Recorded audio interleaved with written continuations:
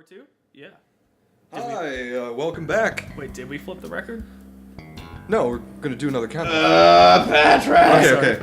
Hi, welcome back. This is 35mm LP, and this is side 2 of Led Zeppelin 4. Yeah. Subtitled Stairway to Heaven. Subtitled Stairway Heaven and the rest of the tunes. And all the other songs. And all the others. If you're just joining us, please go back and watch the first part. Yep. Anyway. Who would just be like, oh, here's the second part of a thing, let's watch that. Jerks would do that. That's what jerks do.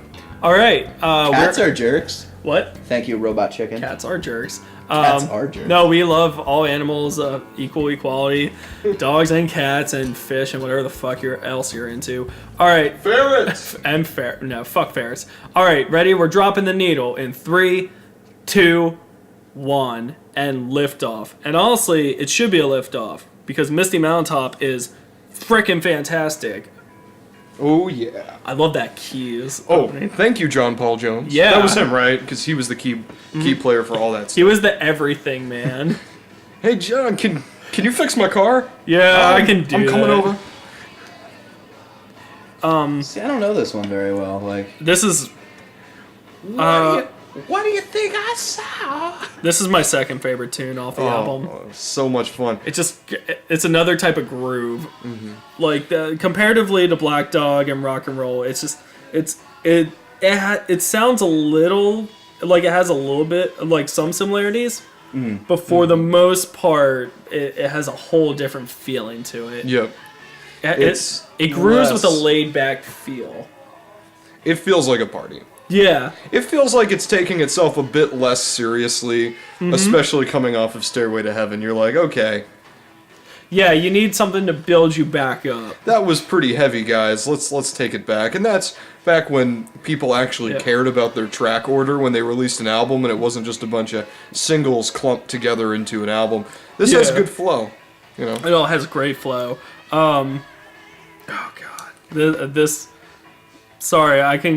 I love this record so much. Like, I never get bored with it. And I've listened to it a lot. Like, this is just one of those albums that I've had for a while. And whenever I get bored or I don't know what to listen to, this is one of my go-tos. And let's see. I wanted to also say about this track that back before I had the vinyl of this and I would just listen to the CD, Yeah. so I didn't have to flip it. You know, of course, I'm a freshman in high school. I'm listening to Stairway to Heaven a lot. Yeah. What happens when I'm listening on my iTunes and Stairway finishes, you know, I wouldn't put Stairway on a loop or anything like that. So it would just go to the next song and I just listen through the next track, just like how on Paranoid I'd listen to Iron Man and then it would go into like Electric Funeral, right? Yeah. And that's why I really started to get into Electric Funeral. Same thing. I got into Misty Mountain Hop because I just let the record keep playing after Stairway, so I heard Misty Mountain as many times as I heard Stairway to Heaven, and it just, you know, Got ingrained in your just got ingrained in my brain. See, I don't know. Like, it's funny. I bought Led Zeppelin 4. I had Led Zeppelin 2, 3, and 4, and I didn't want the first one because of how many songs they'd stolen and basically remade into their own. Not to get into that whole can of worms. I was thinking we were going to. Oh, we can get into that whole can of worms. But it fucking pissed me off, and I went and listened to every song that they thought they'd taken a Zeppelin song from. The most notable one for me being Dazed and Confused. And in my mind, it was an absolute blatant ripoff, so I didn't listen to it.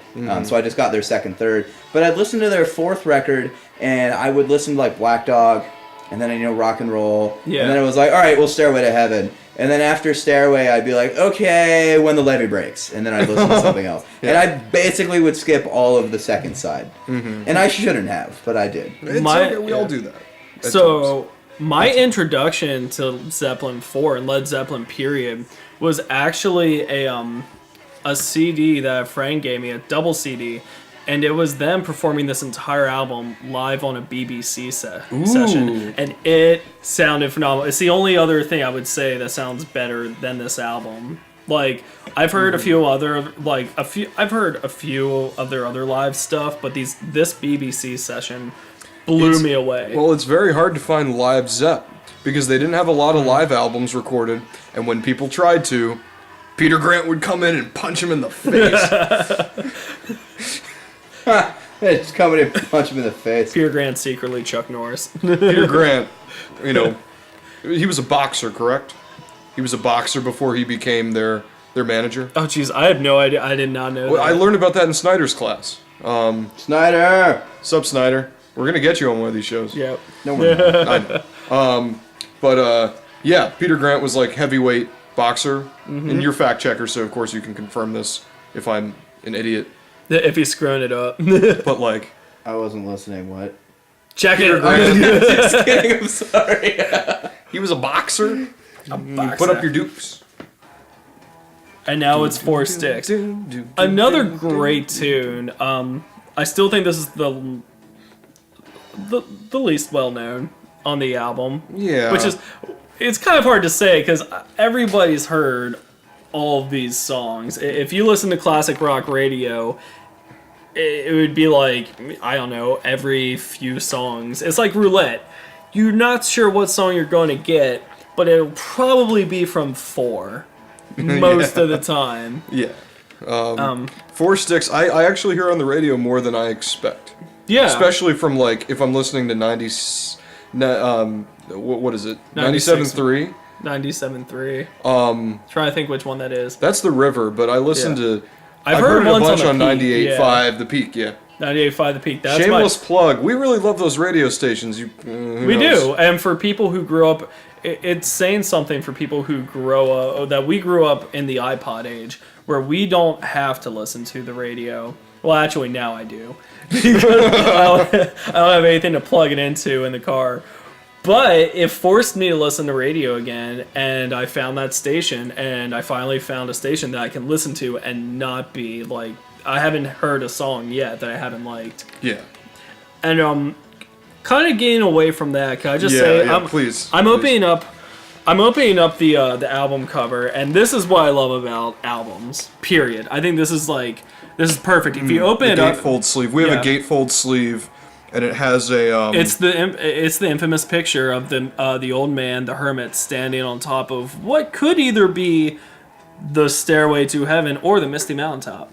True. It doesn't look like a stairway, so I'm going with Misty Mountain Top. Now, here's something interesting that I didn't notice until I did more research into Greek mythology and ancient Eleusinian ritual and stuff like that. Yeah. But this star right here, it looks like a Jewish star. Yeah. Star of David. What it actually is a double tetractys, 2 triangles, 1 reversed, Yeah. meaning heaven and basically heaven and earth is what is on his lamp right there. So I know Led Zeppelin likes to put a lot of symbolism. You know, they each have their symbols on here on the sleeve, but this star right here literally means, you know, above and below. Right. Which is a really cool little Easter egg for people who do old mythological research and stuff. I really like to think that this mountain-looking thing that the hermit is standing on is the stairway, because I just noticed this now, but there is what looks like a female with lighter hair trying to crawl up. It's just down in the corner, but it makes a little bit more sense. I've never noticed that before. I mean, the stairs in Lord of the Rings were basically just a cliff. That's all it was, yeah. The other thing with the hermit I thought was cool. Sorry, that probably got muffled. But yeah, what I thought was cool about the hermit was whenever they designed him, they based it off, pretty much, they based it off of what Jimmy Page would look like. So Jimmy Page was the basis of, what is this old guy going to look like? And they just determined what Jimmy Page could look like old. Yes. At least that's what I heard. That's what I heard too from you, actually. I don't know if that makes it very reliable. I trust you. At first, I didn't think of it either until I saw a DVD of them performing. And one of the things they did is it was flawless. They took a side view of Jimmy Page in this, holding his guitar, I think it was, or something like that, in this pose, and it perfectly transitioned to the picture of the hermit, and it made a lot of sense, and it showed him aging. Ooh. And That's creepy. For me, that solidified that's kind of how they got this. Now, I could be wrong. Go look it up yourself. We have the internet just for that. Just for that. Yeah, but I like to Literally think the that's only what they. thing we use it for. But I like to think that's how they did it because it makes the album that much more cool. Yes, it does. And not to change gears completely, but before this song is over, because it is winding down a bit, I did want to if I were to say one thing, it's fading out, but one thing about this that I do really like are the drums on this. Oh, I was gonna wait for the last track. I like to how really, different the like, drums yeah. are. They're very subtle, and I'm not exactly sure what he's playing on in this one track, but Oh, and here comes my favorite tune on the album. yep. I love You guys it. know why this song was called Four Sticks, right? Because he played with four sticks. Oh, Yeah. Really? okay. He was having trouble recording it, and he grabbed a second pair, one extra stick in each hand, so he could hit the drums harder because he was Wow. really pissed off. Okay, that makes sense because the drumming is very, Yep. very fun in We that should song. put- So. we should They put weren't it in sure the what to more name you it, know. and since he played it with four sticks, I thought it had to do with they the went sticks for it. Yeah. from the guy in the cover, but Also, I That's yeah, what always I've always thought that thought. too, but apparently not. Now, Pat, this is your show. Go. all right. Go Well, talk. I don't know. This is fuck it up. well. This is my favorite song on the album. I think this is. I always like to use the word "pretty." I know it's such a musical term, but this is honestly, I think, the most beautiful song they have written ever. Like, It's there. it's pretty much what I like to think about is whenever I listen to this is one of those songs that is it's very happy, but at the same time has this undertone of melancholy.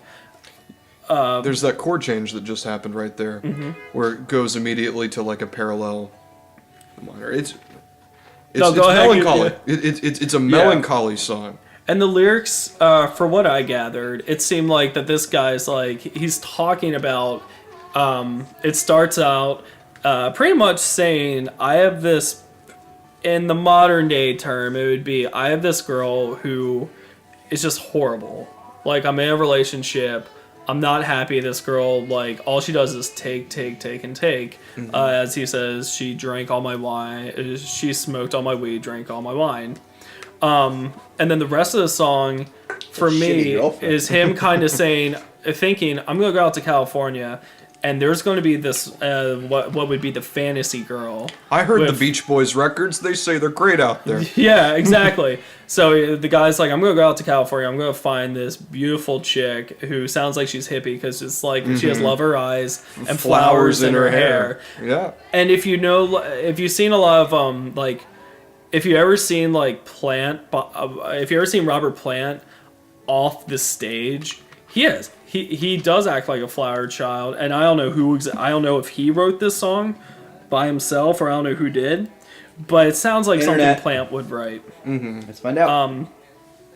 Because these guys, as on contrast to what Black Sabbath did with the whole flower movement, these guys kind of continued it in a little different way. They didn't harp on it a lot, but there are still aspects of, like I said, this is the lighter album of the two heavy hitters of the 70s. Now this one, along with the melancholy theme of it, this is almost looking back in a way at the flower power Yeah. movement. In a way, it's like, I know there's a girl out there who still has these traits that I find attractive.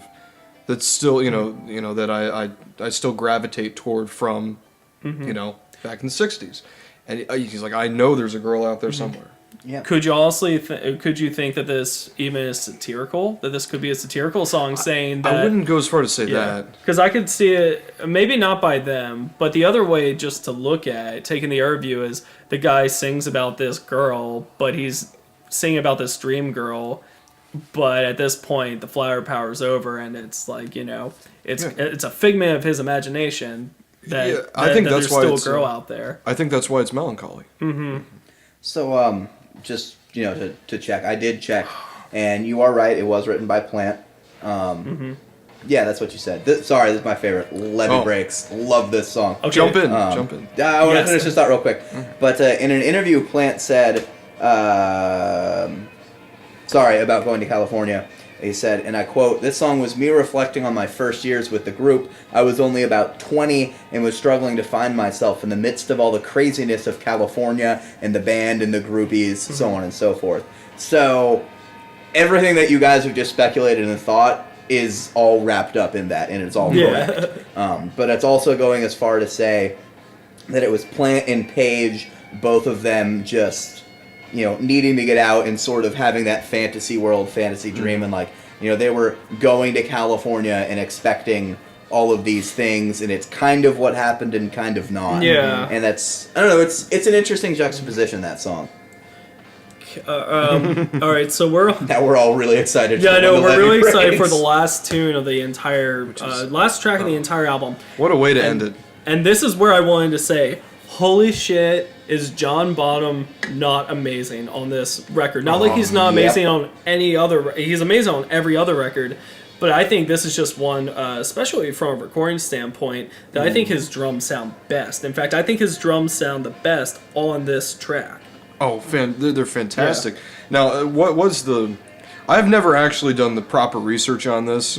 All I know is that it was like a hallway, and that a lot of the verb From what on the drums is naturally produced from the environment that he was in, which is honestly the best way to make an instrument sound good. As a recording engineer myself, you make... Instead of adding the effects later, you just get a good room. You just make it. Yeah. Yeah. You make it. It goes into tape the way you want, or tape. For them, put it to tape the way you want it to sound. Yeah, they were playing. It was set up in the hallway, and John Bonham went out to practice and just run through it before they moved it into a different room to record, where they had been recording everything else. And John came out and said, "No, guys, I have an idea." I mean, I don't know if that was his exact quote, but they put a single mic up on the top of the stairwell at the second floor and recorded it from like bouncing up the stairwell, and you just get this huge booming sound. Now, how the house was set up, where it was, is he had his he was in like the main. He was like the. Whenever you walked in, this was at Jimmy Page's house, and whenever you walk in, you first walk in, and there's this kind of a. It's more of a square shape, but it's a spiral staircase going up. So they put the mic there, but he would so you had all this reverb going everywhere, and I don't know if it really helped, but the other cool part is they didn't keep them enclosed. Like I think it was in summer that they recorded this, or it was in a warmer season, so they had the door open. So you can't hear anything, but it's still awesome to know it was like it is. They didn't do it in a studio. They did just like in like the most natural form you can. Yeah. Like it would be like Page playing in like a bedroom or something. I don't know. Yeah, or like how Thursday recorded vocals just out in the middle of the woods, except that record sucked. Also, I just found something extremely entertaining that I did not know. Yeah. They didn't write this. Really? When the Levee Breaks, no. It was a blues song written and first recorded by Kansas Joe McCoy and Memphis Minnie in 1929. Wow. After what was it, the Great Mississippi Flood of 1927. Oh. And they reworked this song, changed, like the licks and the lyrics a little bit, and like changed the guitar riffs and that stuff around. But this is... Yet technically, they did not write this. This is a reworking of a song that was already in existence. Well, let's take a look at the sleeve and see what they have to say. Yeah, I'm actually not very much on the curious about sleeve, that. believe it or not. Like, there's not a lot of information. No, that they put with this album. there's not a lot of copyright information. There's only one for Battle Evermore, where there's somebody, Sandy Denny, appears courtesy of Island Records. But besides that, nothing. Yeah, not a whole heck of a lot. Back when Island and Atlantic were owned by separate people. Back in the old age. No, Quite right. Or really back in our parents' time. So not super I also love the No, backwards echo harmonica. That sound that I always kind of thought was like a weird accordion or some Preverb? sort of synthesizer. Yeah, or I call it preverb. reverb. Yeah, it was a harmonica, and they recorded it forwards and then spun it around and gave crap tons of delay and reverb and echo on it. So that's cool. I never even could tell that was a harmonica. Oh yeah, I always thought it was a harmonica, but I always thought it sounded like, a badass harmonica made out of nails. Yeah. Well, see, for me, like, what helps me identify the harmonica is the attack. Like, the attack, like, the very first hit of a note coming out of a harmonica is absolutely distinguished as harmonica. Like, I would never hear that and think it's something else. But when you add all this effects and you flip it around and you don't get that attack, you just end up with this weird fucking noise and like... Right. Well, cool. I'd be willing to say that, the attack is actually too blunt when you flip a harmonica, because there's a crescendo when you breathe into a harmonica. It kind of crescendos up, but when you stop breathing in, the sound just stops. So you reverse that, immediate sound fade out rather than fade in, cut Right. off. Can I just say? Probably why it sounded like an accordion. Before this song actually, that ends, makes total I sense. definitely want to get this in. John Bonham's drumming in this song has so much swag, even for the time. Swag. Even today. No, you hear it. John Bonham, as a drummer, has a lot of swagger when he plays. It like we've been saying this entire time, it grooves. In fact, it has so much swagger that years and years later, Dr. Dre sampled it and put it on one of his songs for the Chronic, the Chronic record. Like that's how I don't know, to be able to take a classic rock, like you wouldn't take anything else to put onto a rap record. I would put the drum beat from Sgt. Pepper, Lonely Hearts Club Band reprise. Yeah. Oh yeah, Reprise. okay. Call back to an earlier commentary. I still think this is more swagger. Yes, this that has no yeah. swag. That's got a sick beat. Ain't I got will- no swag. swag. I will one up you and say that the only drummer with more swag is Brad Wilk from Rage Against the Machine. But that's a That is whole some different. swag ass drumming. Who's the drummer from Soundgarden? Because he's got some mad swag too. Not Brad Yeah. Wilk. Okay. Well, that sounds good to me. Yeah. And unfortunately, kids, the record is now over, which means our commentary is pretty much over, right, guys? I mean, do we Ooh. have... before we end it, do we have any final thoughts? I love this record. Yeah. It's just a pretty damn good record. I love this record. I think this is going to be one of those records that I'll never get sick of. I think this is also one that's going to stand the test of time, along with many others that we have done. I agree with you guys, but I'm not a Zeppelin fan. If you were to come out and say hey, we have 40 minutes to listen to a record, you can listen to Led Zeppelin or Black Sabbath. I'd say Black Sabbath every time. All right, well, fuck you, Drew. All right, to all those guys who love Led Zeppelin out there, and girls who love Led Zeppelin, we're gender equality. Anyways, to all those Zeppelin fans out there, keep rocking on, guys. We'll see you later. Okay. Subscribe. Subscribe. Bye-bye. Subscribe. So, for next week, I think we should do the best Pink Floyd record. Oh, yeah? What's Yeah. that going to be? You mean metal? The Wall? Nope.